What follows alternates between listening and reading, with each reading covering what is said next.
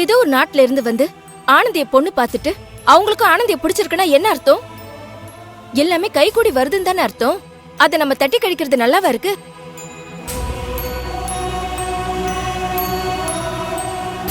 அண்ணி, நீங்களும் என்ன அம்மா மாதிரியே பேசிட்டு இருக்கீங்க? கொஞ்சமாவது இன்னைக்கு இருக்கிற ட்ரெண்டுக்கு ஏத்த மாதிரி பேசுங்க. ஆனந்தி ஒண்ணும் உங்களை மாதிரியோ அம்மா மாதிரியோ படிக்காதவ கிடையாது.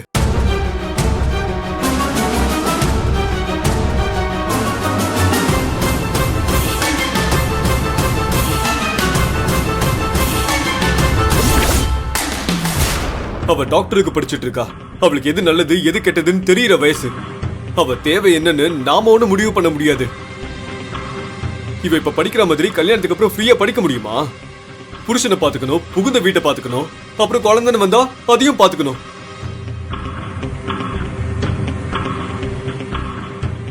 இப்படி ஏகப்பட்ட கமிட்மெண்ட்டை வச்சுக்கிட்டு எப்படி படிப்பா? இப்ப நீ என்ன சொல்ல வர அன்பு?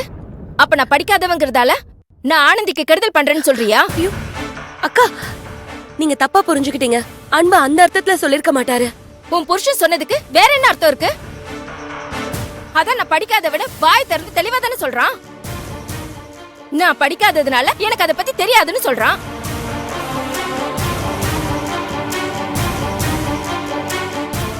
நான் படிக்காதவளா இருக்கலாம், ஆனா உலகம் தெரிஞ்சவ.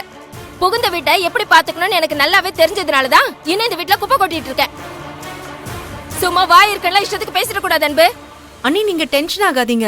அவன் அந்த அர்த்தத்துல சொல்லிருக்க மாட்டான். எல்லா விஷயத்திலயும் என்ன சமாதானப்படுத்தணும்னு நினைக்காத கையல். பெரியவங்க சின்னவங்க கொஞ்சம் கூட மரியாதை இல்லாம பேசிட்டு இருக்கான். அதை கேட்டு எல்லாரும் என்ன அமைதியாருன்னு சொல்லிட்டு இருக்கீங்களா? அண்ணி, இப்ப நான் என்ன தப்பா சொல்லிட்டு நீ இவ்ளோ டென்ஷன் ஆறீங்க? நீங்க படிச்சீங்க படிக்கலங்கறத நான் ஒரு விஷயமாவே பேசல. அது எனக்கு தேவையும் கிடையாது. ஆனந்திக்காக மட்டும் தான் பேசிட்டு இருக்கேன். ஆமா, எல்லாத்தையும் பேச வேண்டியது அப்புறம் ஆனந்திக்காக தான் பேசணும்னு சமாளிக்க வேண்டியது. நான் எதுக்கு சமாளிக்கணும்? நான் சொன்னதுல இப்பவும் தப்பு இருக்கிற மாதிரி எனக்கு தோணல. நீங்க என்ன டாக்டருக்கா படிச்சீங்க?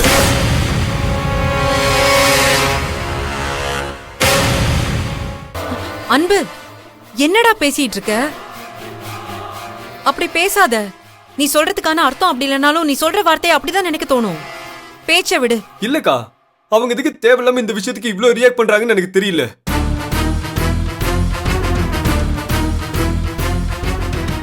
அவங்க ஏதாவது சொல்லிட்டு போட்டோம். நான் சொன்னது ஒண்ணு மட்டும்தான். ஆனந்திக்குன்னு ஒரு ரேஞ்ச் இருக்கு.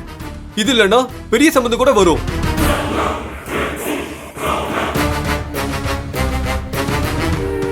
அன்பு, விடு. அதையே பேசிட்டு இருக்க. நீ டென்ஷனா பேசுறது சண்டை போடுற மாதிரி இருக்கு. விடு அன்பு. கையில நீதான் சொல்றாங்கல்ல. ஏய், நான் எங்க சண்டை போட்டேன்?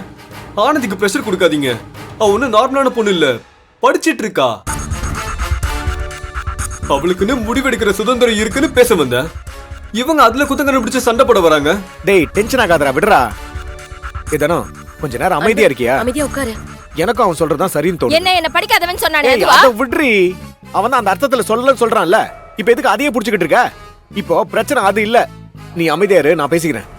மா, அன்பு சொல்றதாமா நானும் சொல்றேன். ஆனந்திய ஃபோர்ஸ் பண்ண வேண்டாமா.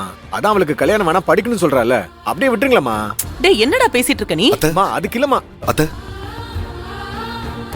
நான் இந்த விஷயத்துல குறுக்க வரேன்னு நினைக்காதீங்க. எனக்கும் இந்த விஷயத்துல பெருசா உடன்பாடு இல்லை.